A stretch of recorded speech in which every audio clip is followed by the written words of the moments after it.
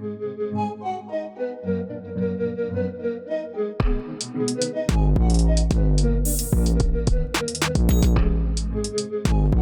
back to Section 4 Fans. Today we're diving back into the World Cup. We're going to be breaking down kind of our previous predictions and how things have been shaping up this tournament. We'll also look ahead to the semifinals and finals and kind of give our predictions in that aspect as well. So without further ado, let's get into it. This is episode 38. Carter, good to be back. I know we took a brief break from a couple episodes, so sorry about that to our listeners, but we did take a break mostly because we were traveling, and we traveled all the way to the A. We went to Atlanta, and we got to be there for the Congo-Uzbekistan game, and that was something else. That was probably the pinnacle. That will be the best soccer match I'll probably ever go to in my life. From just best sporting event. The game itself was an incredible match. From both sides, and then the atmosphere was incredible. Leaving the stadium, being able to see the DR Congo fans celebrate. That's what the World Cup's all about. It's about bringing a whole bunch of different cultures together and kind of getting a little bit of unity through sports. And that's why I think sports are so important to this world, especially in today's day and age. I don't think there's a sporting event I'll go to that I'll top it. I can't think of one. Maybe a World Cup final. Yeah, I mean, it was absolutely sensational. So once again, we are sorry we took a brief break from recording some episodes, but we had to get a little fun in ourselves, and it was definitely well spent. So yeah. Did you see the games yesterday? I know we have gotten into the first knockout stage rounds. We're almost done with the round of 32. Before we kind of go back and look at our previous predictions, just what are your thoughts on the additional knockout game, and how do you think some of those matches have gone? I think they've kind of gone how everyone has expected them, result-wise. I don't think there's been really an upset, I would say.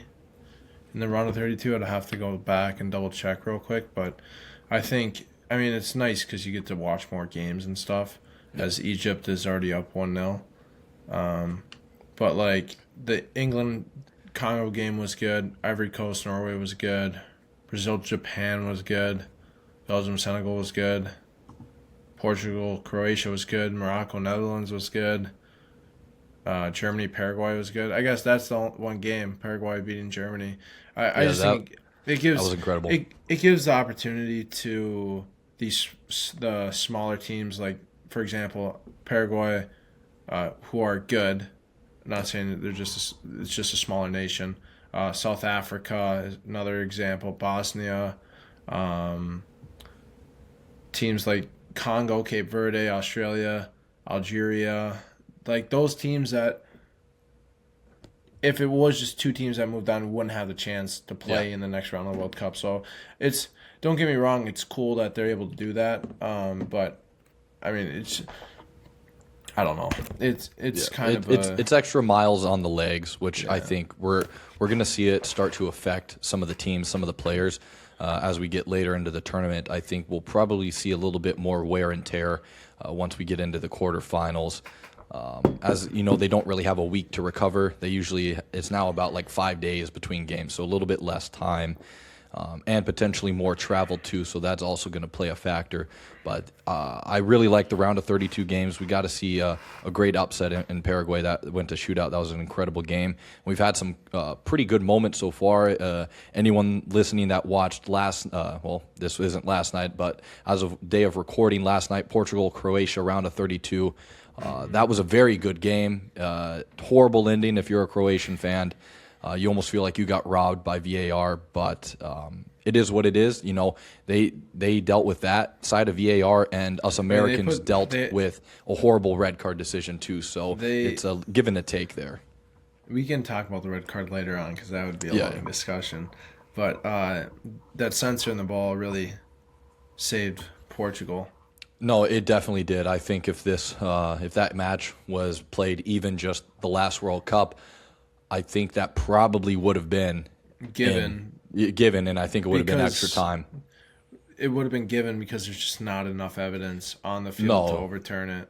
It was such a slight Touch. like flick, slight touch that I think even last tournament it would have just been like, oh, the Portuguese defender flicked it back. He was offside, but the Portuguese defender touched it, so he's on. He gets that goal, and that definitely would have changed the game. It wasn't intentional. So it wasn't intentional was the thing. I think it was more so they wouldn't have been able to tell if the guy actually touched the ball, so they would have had to stuck with the on-field decision because there's just not enough evidence to overturn it. Yeah, and kind of sticking with on-field decisions here, we can dive into the whole Florian Balogun red card situation here. We gotta cut this quick because we I don't want to spend a whole lot of time on it, but is it at the end of the day, is it a card? Yes. However, I don't believe it's a red card purely on the fact of it was not intentional, and he was making like a movement. He was in run. Both players were running for the ball. Slight contact bumped him, and he's going to plant. He's not paying attention to where he's planting. Just so happens he steps on the dude's ankle. Looked pretty bad. Of course, everything looks bad when you slow it down. But in real time, it's just jostling for the ball, jostling for position. The problem I have with it is the fact that there is a much clearer clip of Messi, and that was not even given as a yellow, not even given as a foul, and that was more clear of it being a red card than Balogun's. That's kind of the one issue I have with it. So it's going to be a little bit frustrating to see how it affects us in this next matchup here against Belgium. But yeah, I mean, what are your thoughts on that whole decision? If we're thinking about consistency, it's not a red card just based on other plays in the tournament. But if we're thinking logically, it's a red card. I think if it's other way around, we're all screaming red card, right? Oh, I see a little bit, yeah. But I think if he doesn't roll his ankle, it's not a red card. I think because he rolled his ankle and it looks horrible. It looks like it could break the guy's ankle. That's the only reason why I think they gave the red card. Am I upset about the decision? Yes. If it was the other way around, would I still think it's a red card? Yeah. I think a red card is fair. I think the extra punishment, suspension, and unable to appeal is unfair, though. I think they should have the opportunity to appeal the decision, because, like you said, it's legit. It was, if they didn't slow it down, you wouldn't have been able to tell. Yeah, right. And the fact that it was not intentional, and I get your point about how you could see it, deserving that red card.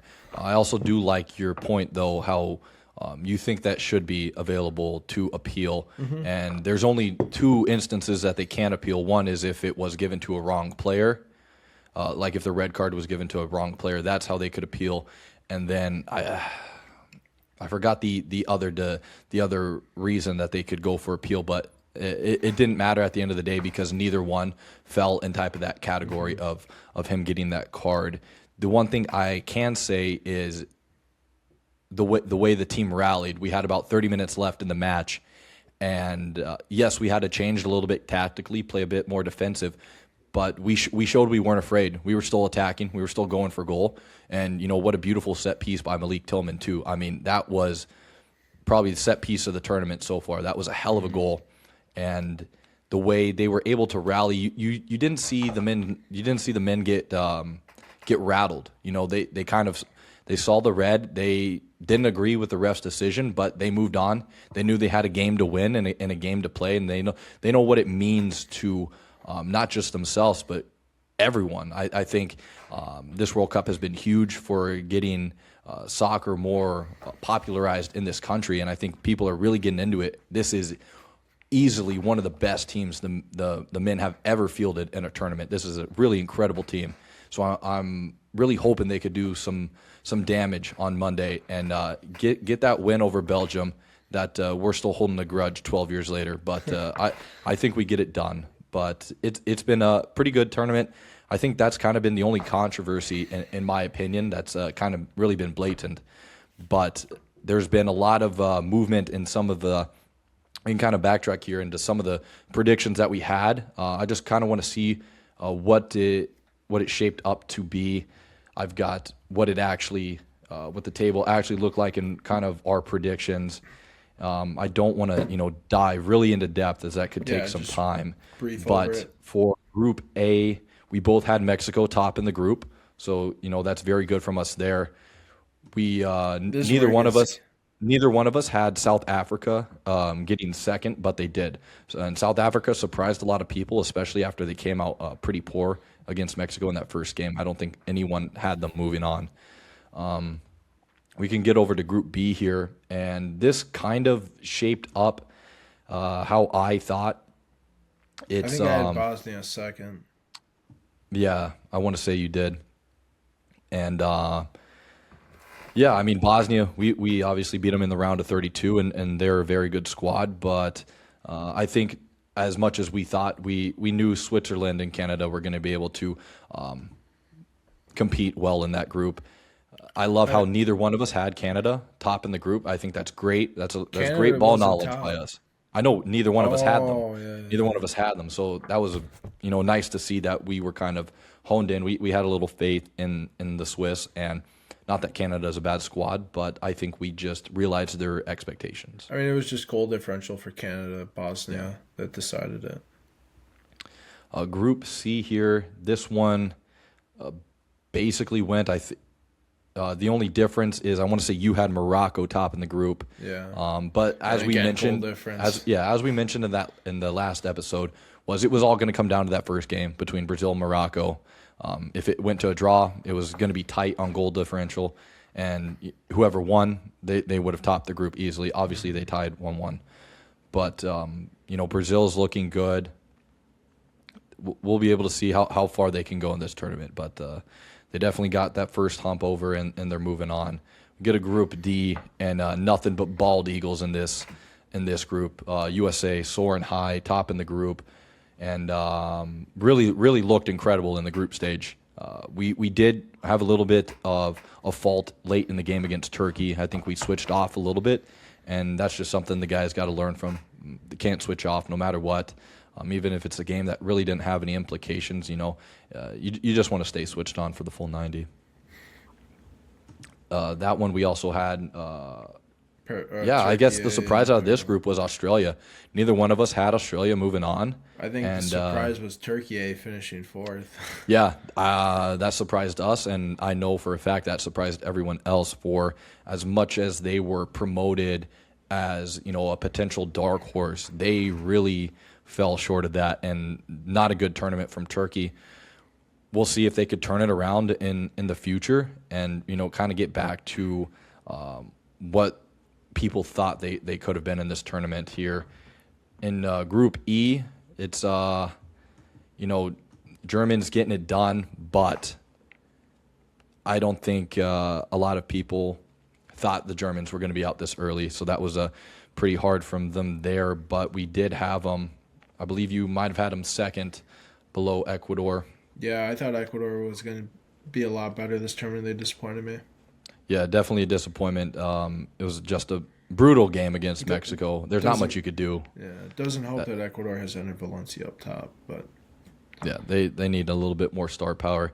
We get to Group F, and I think this one really went this went exactly how both of us had it. We had Netherlands, Japan, Sweden, Tunisia, and the Japan. They looked like they could be a good team, but couldn't get it done. Basically, this whole group is eliminated from the tournament at this point.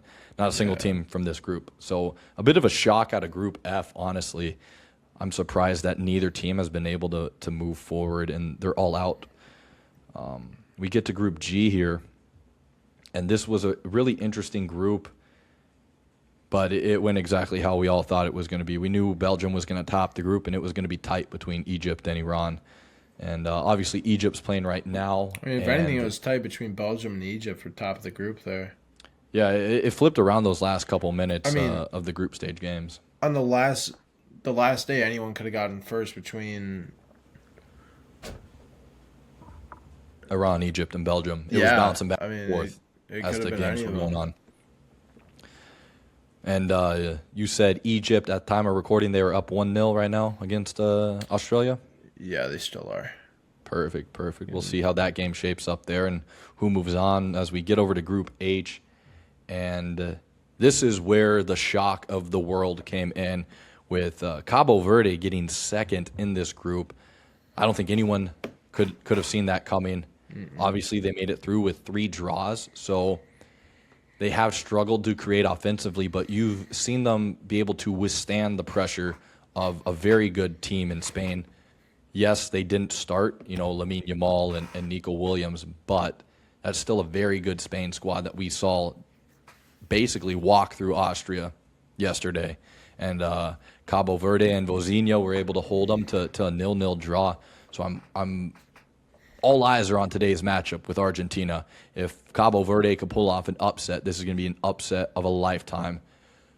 But let's be real, Messi's about to bag 2 goals. He's different. He's moving different this tournament. So that should be a fun game to watch later today. But that group went exactly how we thought. And Group I think this was probably the strongest group in terms of I think a lot of these teams were even. But France is just so dominant right now. I've never seen a team in a World 10 Cup. goals, only conceding 2 in the group stage. Never seen a team just move the way France has done. It doesn't matter who plays and who comes on the bench. Every player that comes off the bench would easily be in a starting 11 of most countries in this tournament. I mean, their last 2 subs were Cherki and Mateta. And that's a step down. That's supposed to be a step down from their starting lineup. Yeah, I mean, So a lot of guys they're haven't played. constantly just putting power on these guys, and I don't see a team in this tournament that can beat France. Marcus Thuram's played a minute.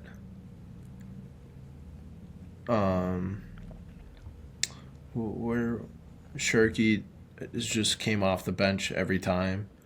Conte, I don't even think has clocked a minute. Yeah, he hasn't even played a minute. He's vibes. He's smiling. And I mean, they're just these guys are so well rested as well, probably. Yeah, this has been an incredible run from France so far, even from the past 2 World Cups. I don't think France has ever looked as good as what they do now. This is an incredible squad we're looking at, and I don't know if it's just me, but personally, I don't think a single team can compete with them at this point. Mm-hmm. Do you think they're a team that's just going to go all the way? I think they'll go all the way to the final pretty easily, just based on who they could play, which is potential matchups. Yeah, I mean, they beat Paraguay. They play the winner of Canada, Morocco, and then they'll play the winner of Spain, Portugal, USA, Belgium. So definitely a favorable path to the final for them, as long as they don't falter, and I don't think they will with the likes of Dembele and Mbappe up top. I mean, it's just been beautiful football to watch at the end of the day. We got our last 3 groups here, just going back. We got Group J. Which I think we predicted correctly. I mean, this one went exactly how we thought it was going to go. No surprises there. Argentina's looking good once again. That Austria-Algeria game was a little suspicious. It was last night? No, the last game. Yeah, the last game. 2 stoppage time goals. So they both went through. So they both went through. Definitely interesting, something to look at there. But both teams are out. The guys afterwards were saying it felt weird playing like that. Nobody wanted to score because they were both fine with the result. Yeah, and then it got crazy at the end there with those stoppage times. Algeria tied, they played a more favorable side than Spain. If they won, they played Spain. If they tie, they played Switzerland, which they'd have a better chance, and obviously. Both teams are out. So, yeah. That's kind of what we thought there. Argentina's looking very good.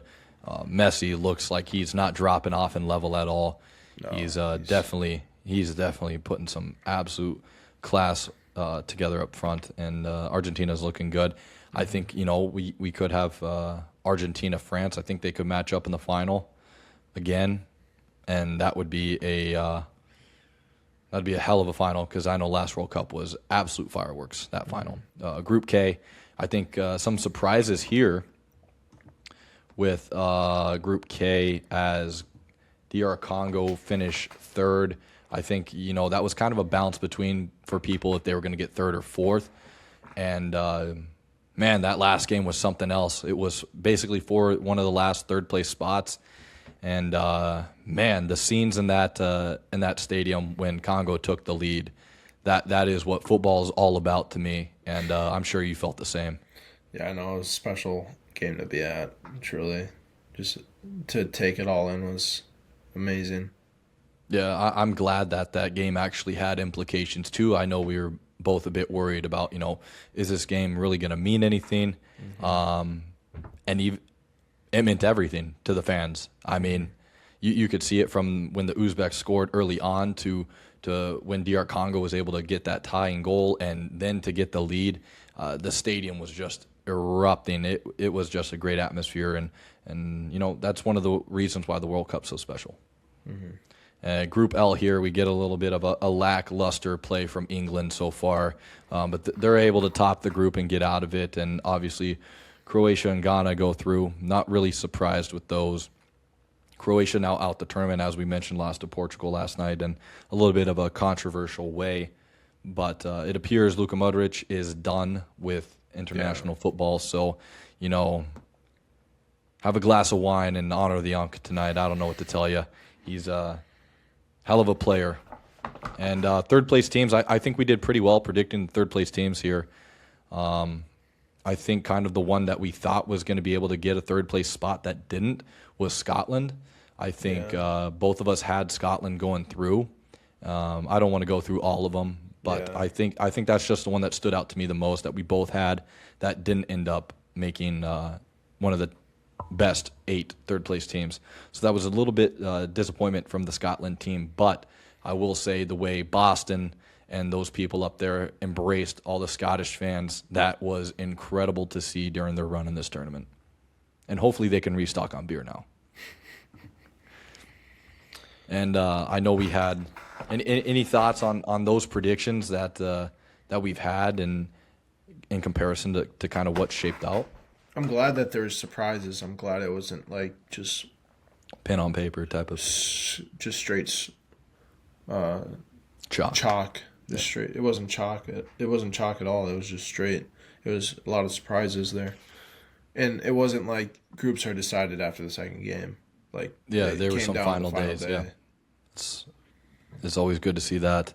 I know we in the right when the World Cup started, right before.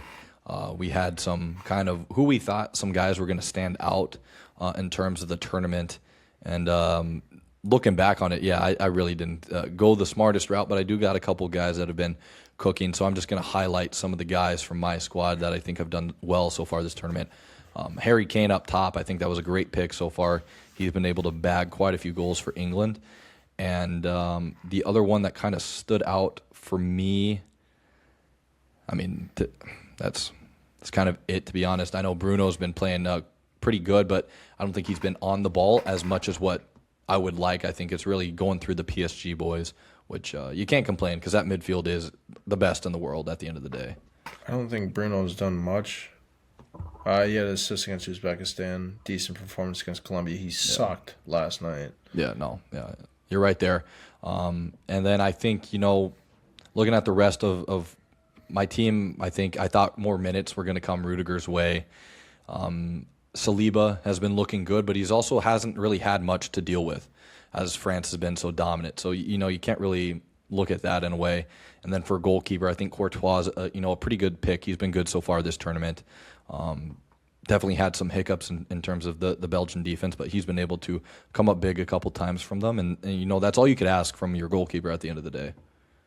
I'm looking at your squad that you had right now, and you definitely. I forgot my squad. I got it right here, and you were definitely cooking. Read it. Holland, what a pick. I'm just going to highlight the ones that are cooking. Holland, great pick up front from you. He's in the race for Golden Boot, just like Harry Kane. You also picked Lamine Yamal out wide, and he's been very good so far this tournament. Had man of the match last match, but also controversial in my opinion. Should have gone to Ozerbayal, but we'll leave Or that as B. Cucurella. And then in your midfield, you had Vitinha. So Shit. it's kind of been, I think, João Neves, right? He's been more on the ball. What I mean, Vitinha just hasn't played a forward progressing pass It's this all tournament yet. it's PSG. Who else is in PSG. my midfield? Arda Güler. Oh shit. He didn't he score? I don't know, but his team was ass I mean, he was the only bright spot from. from Turkey, and that wasn't a very bright spot. Yeah, he scored against US. You also had Luka Modric too, a nice mean, vet presence in there, and he had a very good World Cup for being as old as he is. Yeah. You know, Croatian team is aging. It's definitely an older squad, and the fact he's still able to put those performances together, there's not much more you could ask from him there. Then, in my opinion, you know, you got Pickford here. Pickford's had an all right tournament. I thought, you know, you got to be It's able to only get that. conceded too. And one was against Congo, getting beat near post. I think he's really got to save that shot there. They didn't But, play good. Oh yeah, they did. In your defense, I think 3 of the 4 have really stood out. You have Anthony Robinson. I think he's been pretty freaking good for the U.S. this tournament. Upamecano, another great defender for France. He's been more of the he's been highlighted more than Saliba, but I think both have done very good jobs back there. As you've mentioned earlier, they've only allowed 2 goals. And Kimmich, I mean, he was Who's my other center back? Pacho. Oh fuck. I think Kimmich was doing incredible things for Germany, playing out at right back, and he was really trying to be that leader for that German team, and it just fell short in pens. You know, a couple bad misses, but I think as a whole, I think Kimmich had a very good tournament. So I'm just now realizing Mexico hasn't conceded all tournament. Mexico and Spain are the only 2 teams that haven't conceded all tournament. Unreal. Which All right. Great goalkeeping play, great defensive play. We'll see what happens on Sunday when the 3 Lions head down to Estadio Azteca to battle the altitude, to battle the heat. And don't forget about the fireworks, boys. We need them loud outside their hotel. Come on. No one knows where they're staying. Oh, it will get leaked. They'll find it. And those boys won't get sleep. But Sunday is going to be an incredible game, so I'm looking forward to that. Supposedly they're taking Viagra to help with altitude. I don't know how that works. I think they're going to try everything in their power to help combat the altitude or potential altitude sickness. But at the end of the day, they don't have enough time to adjust because that is a insane amount of elevation gain from where they've played in the States. No, Viagra was originally developed as a fix for high blood pressure. The medication widens blood vessels in the lungs, reducing pressure. It helps eliminate some of the feelings of fatigue and dizziness that the thinner atmosphere can cause. So that definitely could help. But I'll also say that's going to be weird as hell if you're on a corner and every England guy's bricked up, man. If I'm the Mexico players, man, I'm getting freaked out, bro. That shit is weird as hell. But offsides, you know, they're bricked up. they're gonna be off by the tip, bro. But it's I'm definitely not surprised that they're gonna probably try everything in their power to kind of shrink as much of an advantage as Mexico has, which is going to be pretty hard to do. I mean, they barely lose at Estadio Azteca. The fans are rowdy as hell. But have you seen the teams they played at the Azteca? Yeah, I mean, obviously they're not the quality of England, but I think it's definitely going to be probably the best game of the tournament, I imagine. Yeah, in terms of as a whole. So I'm really looking forward to that. Now, semifinals, finals. Yeah, if you want, we can kind of. Obviously, we have a little bit to go to try and decide the semifinals and finals, but let's get ahead of it here. And based off of the potential matchups, kind of who we think is going to meet in the semifinal and final matchup. All right. So in the Dallas Stadium semifinal, I'm taking France, which I think everyone's taking out of that little quadrant. It's either Paraguay, France, Canada, or Morocco. I think France takes care of all 3 teams easily.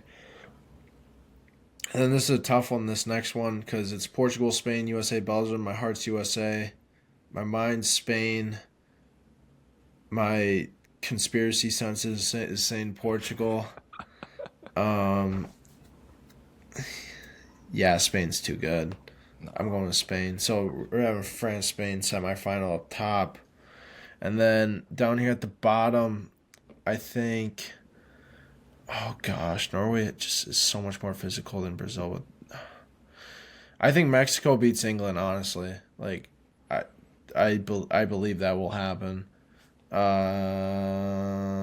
I think Brazil beats Mexico at Miami Stadium. So we have Brazil moving on.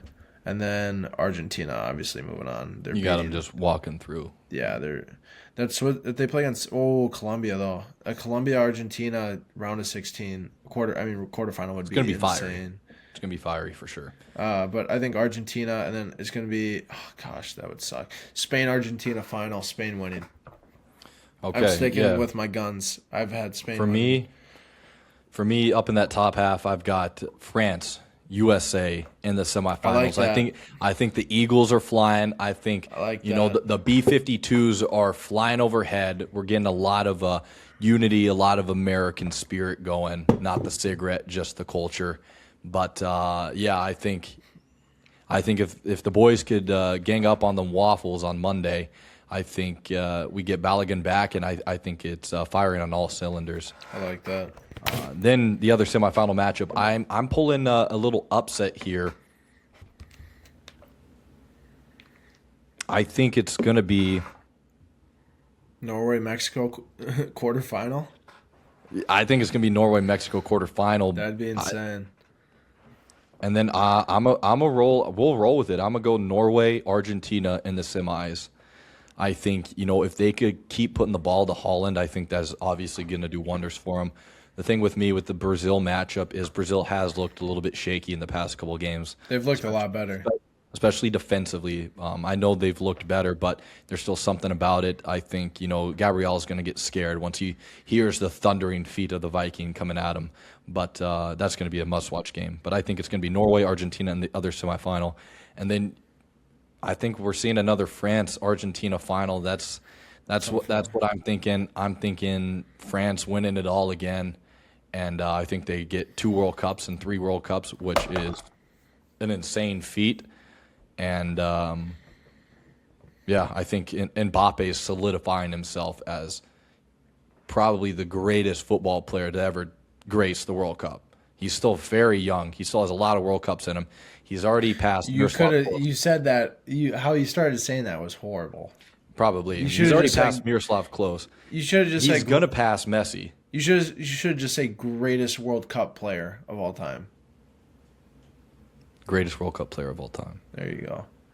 That's what I think. Because you go greatest football player, I'm like, where are you going with that? Maybe he's lining up for the Cowboys in the fall. But yeah, I think France is going to get it done. I'm just, I would kind of like to see France get beat, but it's also like that front four they're just too damn good. They got guys up front, and those guys up front not only work their ass off offensively, but defensively too, man. Those guys put in a shift. Obviously, the dictator stays up top, but like when you got the guys on the wings putting in work, I mean, it actually does wonders for you. They're just so fluid as well. Like, all right, yeah, you had Dembele running at you for 75 minutes. Here's Shirky about to run at you fresh for the last 15, and then Doué's coming off. Let's throw on Barcola. And your legs are tired now, so now you're not going to be able to jump and move and things. So let's throw big boy Mateta up top, and he'll win some headers and control the ball and distribute out to Barcola. And it doesn't matter who goes in for France. They're still the best squad at the end of the day, in my opinion. Yeah, it's insane, and they're just all around just better. And it's like you think like watching like these bigger nations play against the smaller nations, and you can tell the difference in quality of players. Like you're thinking like they're both like these are all professional players. Like they play in top leagues and stuff. You're like, wow, that the difference in quality is insane. It's absolutely Like insane. watching France play Norway in that first half when France had their first team out there and Norway had their second team, and France were just toying with them pretty much, Oh my God, basically. Dembele was having a whole on buffet, bro. Yeah, He and was just eating them up. it just shows the difference in quality between nations. Yeah, there's levels to it, and you can see just some teams you just can't compete with at the end of the day. There's nothing you can do about it. As good as your team can be, there's not going to be able to match France. That's what it is. That's why I think Argentina could go, but at the end of the day, they die for Messi. So you got players that die for Messi, and you got a dictator leading the team. So one's bound to break. So I'm interested to see kind of how the rest of the World Cup shapes up. We got some round of 32 games today as we're recording, and probably by the time this episode comes out, we'll be into the round of 16, and that will be pretty exciting there. Hopefully the USA can keep it going. I'm really liking that we're up in Lumen Field. I saw a stat, we're also undefeated in Lumen Field, knocking on wood, baby. And it is Monday Night Football. So that's even more American, getting some Monday Night Football action. But hell of a World Cup. Yeah, I'm glad they play at 7, not at 2. Yeah. Monday Night So- Football. That's at 8 p.m. kick Eastern times. Beautiful. Not too late. Not too early. Plenty of time to get, back from work. And hopefully, the country can get behind these boys another time, and we get them rolling. What are we doing with a 2 p.m. semifinal game Tuesday and Wednesday? Put that at 5 p.m., 6 p.m. Yeah. Central. Well, I think it's because the final's that Sunday. Yeah, but why are we doing 2 p.m. kickoff? No idea. Central Doesn't make time. sense either to me, honestly, because they're both in Central and Eastern time zones. So Why is there 3 p.m. in Atlanta for a semifinal on a Wednesday? That should be a 7 p.m. kick. Can we flex it prime time? I mean, they should, because that's noon Pacific. I'm not gonna watch the Like- game and just wait till the night and rewatch it. But I do get the point about why they have it early, because Europe of and- Europe and whatever other country makes it in, the time change. So they don't want those people being up at 1 a.m. watching the game. But We were up so early watching Qatar. who cares, man? Didn't even watch Saudi Arabia beat Argentina last World Cup because that was 4 a.m. kickoff. So at the end of the day, people got to do whatever they want to do if they want to watch the World Cup. It's every 4 years. You could lose some sleep for a month. It's every 4 years, man. And there's been incredible moments, and I'm sure there's going to be more to come. The for me at least, I don't know for you, the standout moment for me, moments this World Cup has been the goalkeeper play. I think this has been some of the It's best just always different in the World Cup. goalkeeping play. I think guys flip that switch when it comes to obviously when you play for your club, that's one thing. But I think just playing for your national team, that just brings out a different side of you. And we've seen it. I think Vozinha's had a hell of a World Cup. He's burst on the scene. No one really knew his name, and he's about 40 years old, and just an insane tournament so far. Other guys have had pretty big moments. When you look at Curacao, they didn't go the furthest. They didn't have a lot of wins.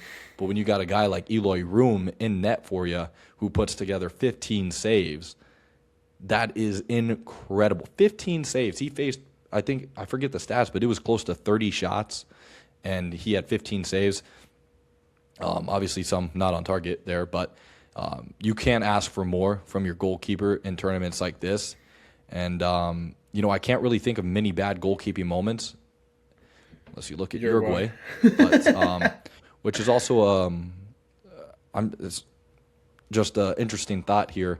That last game for Uruguay, the goalkeeper subbed himself out at halftime. He told the manager to sub him out.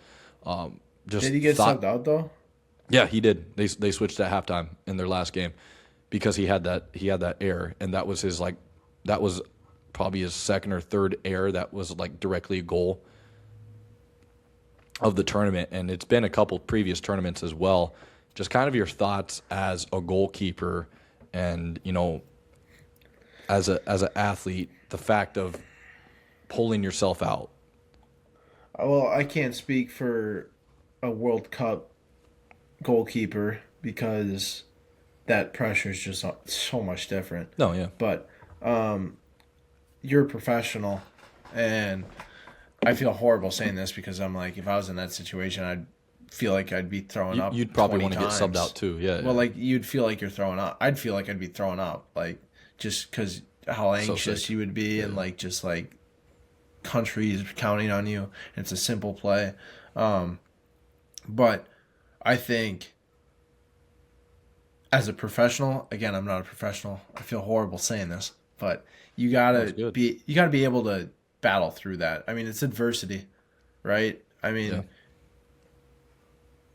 That's the whole. I was listening to Tom Brady on the Overlap podcast the other day, and he was talking about adversity, and that's where you become a true professional athlete is when you deal with adversity and how you deal with it. Because he was talking about the draft and the pre-draft rankings, right? They do it based all off skill and stuff, but once you hit adversity, that's how you're able to judge on how good that player is. Dealt with adversity, subbed himself out.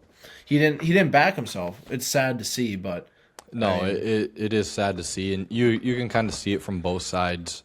But personally, me, like as a goalkeeper, if I make a mistake and it led to a goal like that, part of me would want to be subbed out and just like I'm done, like I can't handle this. But also, like as a competitor, how are you not going, shit, I messed up on this, but I'm gonna make one more save. I'm gonna make another save that's gonna help my boys get back into this game. Like I'm gonna come up big. I may have messed up, but I'm gonna come up big. I'm gonna get that big save, something like that. I feel like you just gotta have that competitive factor in you that like, yes, you can mess up, but you also know. He just didn't have any confidence in himself at the end of the day, and I think that's what you're alluding to is like, without that self-confidence, you're not going to want to stay in the game. But I think if you have that, you're going to want to do everything to make up that missed opportunity. Mm-hmm. But yeah, goalkeeping play has been amazing. I'm sure we're going to see plenty more saves and performances the rest of the World Cup. Hopefully, we get another big one out of Azinia today. That could be interesting there. He's got a tough task ahead of him with Argentina. But yeah, I mean, this World Cup, I couldn't ask for more. I think this has been the best thing that the world needed. I can't say much else. This has been a hell of a tournament, and I think that's gonna do it here. We got some football to watch, so we got to get back to it. But I think that it's going to do it for episode 38 of the Section for Fans podcast. Stay tuned for an update on NBA, as that will be coming out later. See you next time.